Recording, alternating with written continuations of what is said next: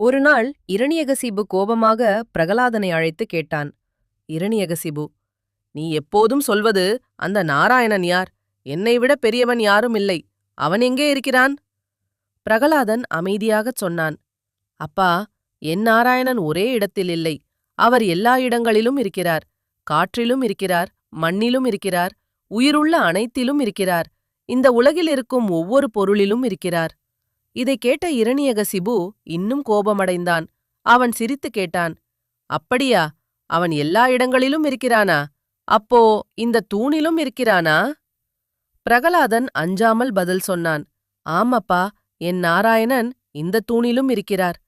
தூண் உடையும் தருணம் இதைக் கேட்ட இரணியகசிபு கோபத்தில் அந்த பெரிய தூணை கதாயுதத்தால் அடித்தான். அந்த நேரத்தில் டம் டம் டம் என்று ஒரு பெரும் சத்தம் எழுந்தது. அந்த தூண் நடுங்கியது. பிறகு கிர்ர் என்று ஒரு பயங்கர கர்ஜனை. அந்த சத்தம் மாளிகை முழுவதும் அதிர்ந்தது.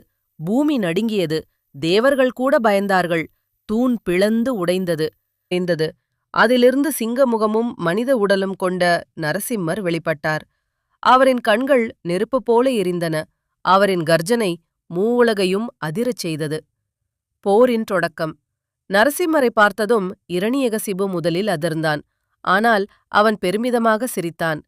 நான் அழியாதவன், என்னை யாராலும் கொல்ல முடியாது என்று கத்தினான். அவன் தனது கதாயுதத்தை எடுத்துக்கொண்டு நரசிம்மரிடம் பாய்ந்தான். கடும் மோதல். இரணியகசிபு மிகுந்த வலிமையுடன் தாக்கினான். அவன் தனது ஆயுதங்களை வீசியான். நரசிம்மரை அடிக்க முயன்றான். மாய சக்திகளை பயன்படுத்தினான்.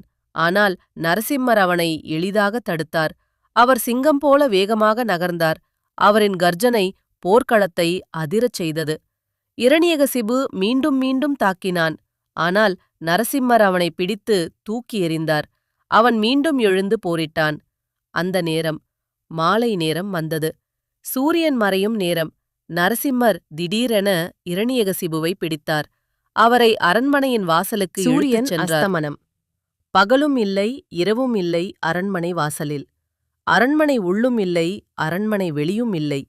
அரை மனிதன், அரை சிங்கம். மனிதனும் இல்லை, மிருகம் இல்லை. தனது நகங்களால். ஆயுதமில்லை, தனது மடியில் வைத்து. பூமி இல்லை, ஆகாயமில்லை. மனிதர், தேவர் அல்ல, விஷ்ணுவின் அவதாரம். இவ்வாறு பிரகலாதனின் பக்தியை காப்பாற்ற பிரகலாதன் முன்னிலையில் நரசிம்மர் இரணியகசிபுவை அழித்த பிறகு நரசிம்ம மிகவும் உக்கிரமாக இருந்தார். அவர் கிர்ஜித்துக் கொண்டிருந்தார். உலகமே நடுங்கியது.